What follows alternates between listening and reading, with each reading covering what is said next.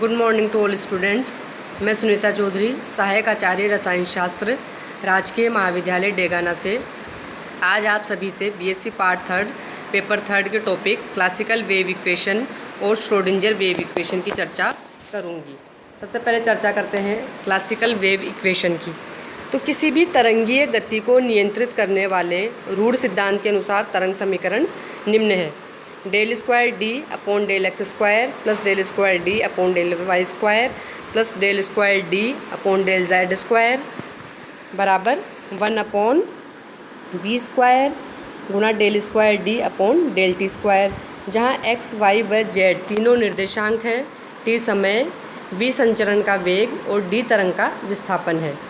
यदि v का मान समय पर आधारित न हो तब विस्थापन केवल निर्देशांकों के फलन यानी कि साई एक्स वाई जेड तथा समय के आवर्ती फलन जो कि क्या है e की power iota 2 pi nu T के गुणनफल के बराबर होगा, जहाँ न्यू है तरंग की फ्रिक्वेंसी और आयोटा का मान है रूट में -1। यानी कि विस्थापन क्या हो गया, यदि v का मान समय पर आधारित नहीं है तब विस्थापन का मान जो है वो निर्देशांकों के फलन और समय के आवर्ती फलन के गुणनफल के बराबर हो गया। यानी कि d बराबर साई एक्स वाई जेड गुणा e की power iota 2 pi nu T. इसका मतलब ये हुआ कि यदि हम एक स्थिर अवस्था एक्स वाई जेड पर बैठें और d के मान को प्रेक्षित करें तो किसी काल्पनिक समय t बराबर 0 पर समय के आवर्ती फलन का मान क्या हो गया 1। तो इस समय d बराबर क्या हो जाएगा साई, और उसके कुछ समय पश्चात यदि हम समय के आवर्ती फलन का मान ज्ञात करें तो इसका मान हो जाएगा e की power iota 2 pi nu upon new यानी कि 1, यानी कि d बराबर साई हो गया। यानी कि वही मान प्राप्त हुआ जो t बराबर 0 पर था। यानी कि हम कह सकते हैं कि किसी बिंदु पर d का मान जो है वो t0 बराबर 1 अपॉन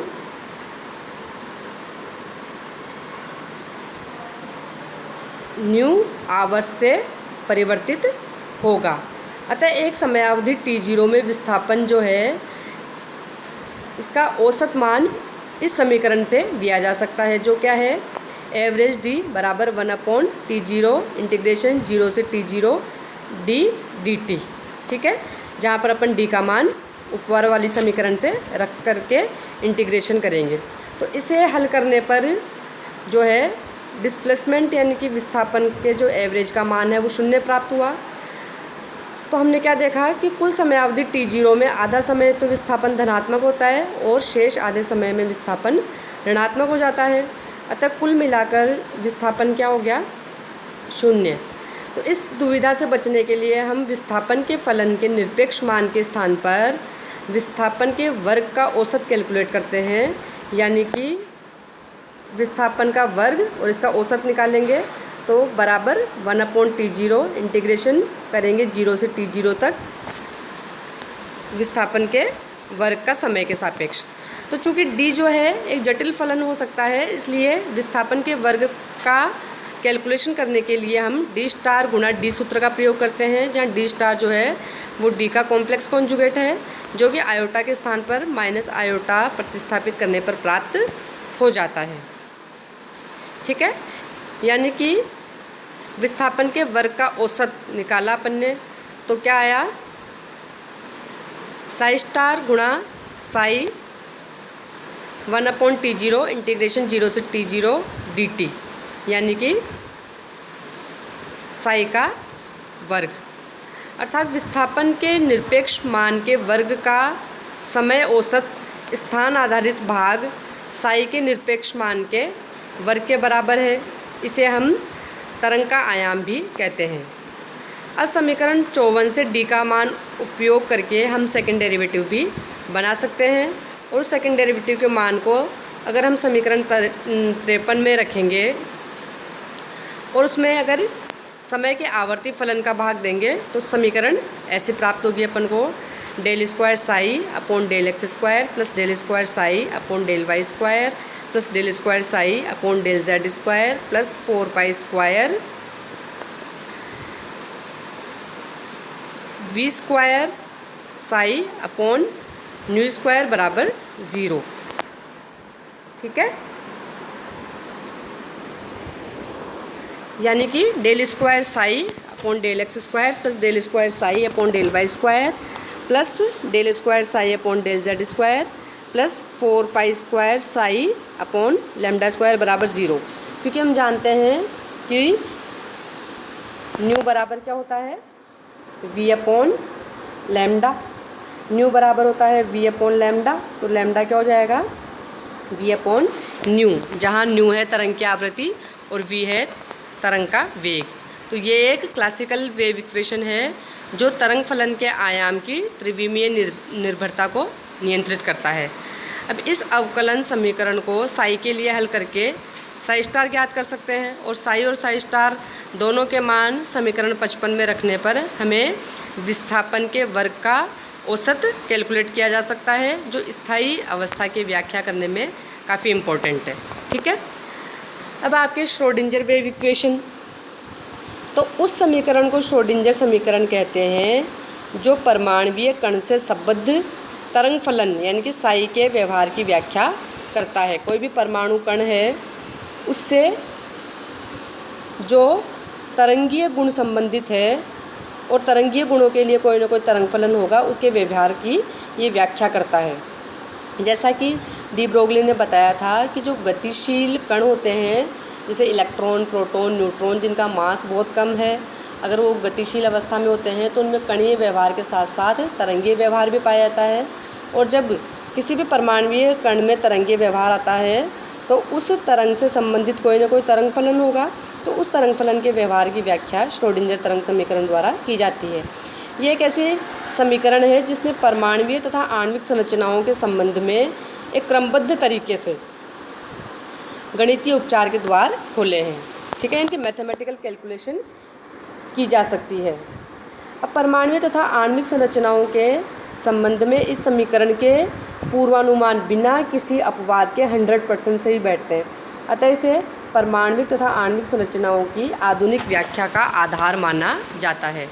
यदि क्लासिकल वेव इक्वेशन के जो है उनके यदि चिरसम्मत तरंग समीकरण को यानी कि क्लासिकल वेव इक्वेशन को आधुनिक सिद्धांतों के प्रकाश में देखकर उसमें उचित सुधार करें तो हमें श्रोडिंजर वेव इक्वेशन मिलती है। यानी कि क्लासिकल वेव इक्वेशन में कुछ सुधार करने पर आधुनिक जो थ्योरीज़ है उनको देखें अपन और उसमें कुछ सुधार करें तो हमें श्रोडिंजर वेव इक्वेशन मिलती है। तो जो है क्लासिकल वेव इक्वेशन जो है वो एक क्लासिकल वेव के व्यवहार में व्याख्या करती है, उसके बारे में बताती है।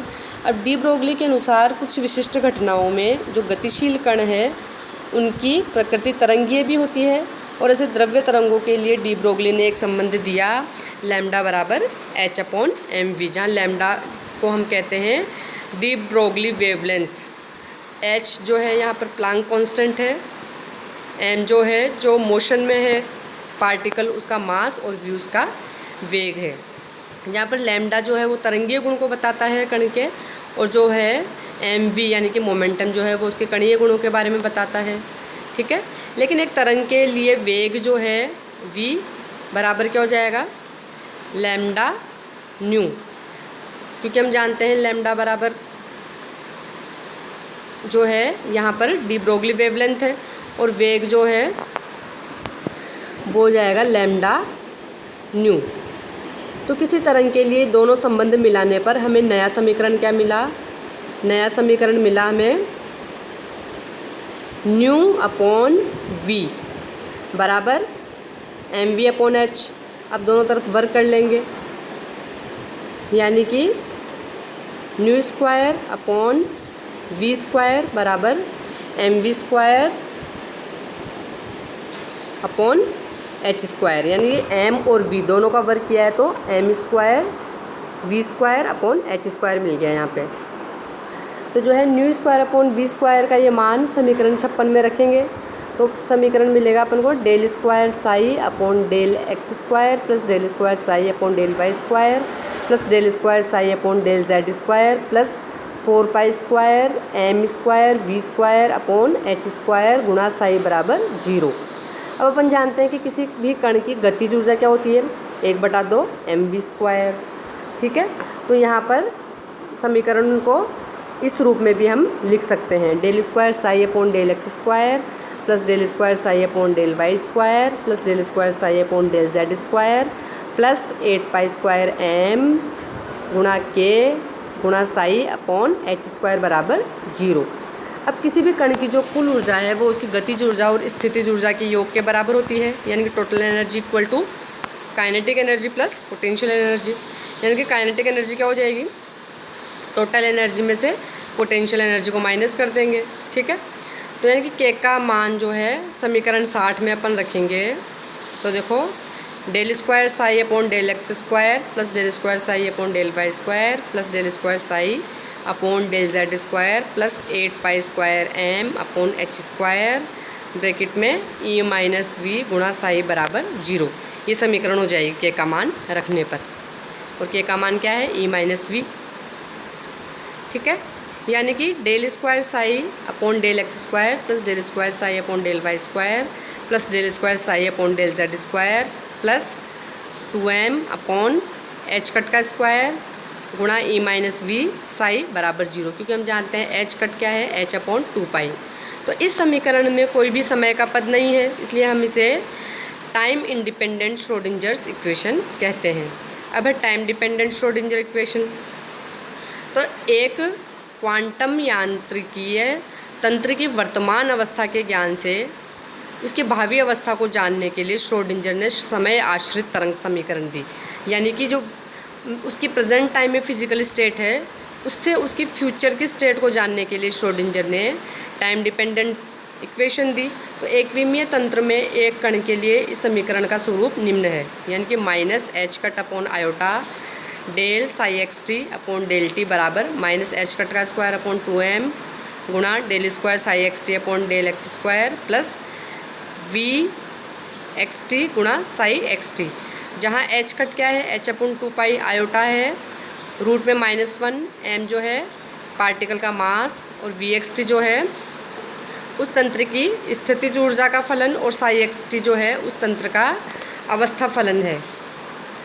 ये दोनों समय व निर्देशांकों की स्थिति पर निर्भर करते हैं, समय पर और निर्देशांकों की स्थिति पर निर्भर करते हैं पोटेंशियल एनर्जी और साई दोनों। समय आश्रित समीकरण में समय के सापेक्ष तरंग फलन का फर्स्ट डेरिवेटिव है, और यदि हमें t0 समय पर तरंग फलन ज्ञात हो तो इसकी सहायता से हम किसी भी समय पर आगामी तरंग फलन यानी कि फ्यूचर वेव फंक्शन की कैलकुलेशन कर सकते हैं। अब चूँकि समय आश्रित श्रोडिंजर इक्वेशन काफ़ी विकट प्रकृति का है, अतः इसे अधिक सरल रूप वाला समय अनाश्रित श्रोडिंजर समीकरण को व्युत्पत्त करके उसे हम व्यापक रूप से प्रयुक्त कर सकते हैं। तो समय आश्रित से समय अनाश्रित श्रोडिंजर समीकरण का व्युत्पन्न करेंगे कैसे। तो इसके लिए पहला रेस्ट्रिक्शन तो हम लगाते हैं कि स्थितिज ऊर्जा V केवल स्थिति x पर निर्भर करती है, समय t पर निर्भर नहीं करती। तब समीकरण 61 कैसे हो जाएगी, minus H cut upon iota del psi x T upon del T बराबर माइनस एच कट का square upon 2m del square psi x T upon del x square plus V X psi x T. यानी कि restriction लगा दिया हमने कि जो स्थितिज ऊर्जा है वो केवल स्थिति पर निर्भर करती है, समय पर नहीं। तब समीकरण 61 का ये रूप आ गया। तो समीकरण 62 के कई हल हो सकते हैं, लेकिन इन हलों में से हम केवल उन हलों पर ध्यान देंगे जो समय के फलन व स्थिति के फलन के गुणनफल के बराबर हो। यानी कि ऐसे हल जो समय के फलन और स्थिति के फलन के गुणनफल के बराबर हो, केवल वही एक्सेप्टेबल माने जाएंगे, ठीक है। तो ऐसा एक हल क्या है, साई एक्स टी बराबर एफ टी गुणा साई एक्स, ठीक है। अब है समीकरण 61 के आंशिक व्युत्पन्न यानी कि पार्शियल डेरिवेटिव लेने पर ये समीकरणें प्राप्त हुई आपको, यानी कि del psi x T upon del T बराबर d f t upon d t गुणा psi x del square psi x T upon del x square बराबर f t d square psi x upon D x square. तो इन मानों को समीकरण 62 में प्रतिस्थापित करने पर ये समीकरण मिल गई, और फिर आगे एफ साई से भाग दिया तो समीकरण 64 यहाँ पर हमें मिली। तो इस समीकरण के दाएं हाथ वाला जो व्यंजक है वो t का फलन नहीं है, जबकि बाएं हाथ वाला व्यंजक x का फलन नहीं है। अतः एक ऐसा फलन होना चाहिए जो x व t में से किसी पर भी निर्भर नहीं करता हो। तो स्वाभाविक है कि ऐसा कोई फलन स्थिरांकी होगा जिसे हम e से डिनोट कर देंगे। तो समीकरण 62 के बाएं हाथ वाले व्यंजक को e तक इक्वेट करने पर हमें ये समीकरण मिली, dft/ft बराबर minus iota E D T upon H cut. इस समीकरण को दोनों ओर से t के सापेक्ष समाकलित किया तो इक्वेशन मिली ln ft बराबर minus iota E T upon H cut plus C, जहाँ सी क्या है, इंटीग्रेशन कांस्टेंट है। ठीक है, यानी कि a बराबर क्या हो गया, e की पावर c। इसे फलन साई एक्स में एक गुणांक के रूप में समावेशित किया जा सकता है, जो समीकरण 61 में ft के साथ गुणित हो गया। अतः ft में से a को त्यागा तो क्या समीकरण मिल गई, ft बराबर e की power minus iota E T upon H cut. और समीकरण 64 के दाएं हाथ वाले व्यंजक को e तक इक्वेट करने पर ये समीकरण मिली, माइनस एच कट का square upon 2m D square psi x upon D x square plus V X psi X बराबर ई साई एक्स। तो समीकरण 65 जो है m द्रव्यमान या m मास वाले एक अकेले कण के एक विमा में गति के लिए समय अनाश्रित श्रोडिंजर समीकरण है, जिसे त्रिविमीय गति के लिए निम्न रूप दिया जा सकता है, माइनस एच कट का स्क्वायर अपॉन 2m ब्रैकेट में del square upon del x square plus del square upon del Y square plus del square upon del Z square plus V गुणा साई बराबर ई साई। तो समीकरण 66 जो है वो Schrödinger तरंग समीकरण को प्रदर्शित करने का एक ट्रेडिशनल तरीका है, जहाँ पर del square upon del x square plus del square upon del Y square plus del square upon del Z square को अपन लाप्लाशियन ऑपरेटर कहते हैं और उसे डेल स्क्वायर द्वारा प्रदर्शित किया जाता है। अतः लाप्लाशियन ऑपरेटर के रूप में समय अनाश्रित श्रोडिंजर समीकरण को निम्न प्रकार से प्रदर्शित किया जाता है, माइनस एच कट का square upon 2m del square plus V गुणा साई बराबर ई साई। यानी कि समीकरण 67 में ऑपरेटर माइनस एच कट का square upon 2m del square plus V कुल ऊर्जा का ऑपरेटर है, जिसे हम हैमिल्टोनियन ऑपरेटर कहते हैं, और एच कैप द्वारा इसे डिनोट किया जाता है। यानी कि एच कैप का मान हो गया माइनस एच कट का square upon 2m del square plus V. यानी कि समीकरण 67 और 68 को मिला करके Schrodinger equation I H psi बराबर ई साई, जहाँ एच कैप जो है वो हैमिल्टोनियन ऑपरेटर है। यानी कि ये समीकरण जो है हैमिल्टोनियन ऑपरेटर के रूप में श्रोडिंजर समीकरण है, जो कि नॉन रिलेटिविस्टिक द्रव्य कणों की गति की व्याख्या करता है।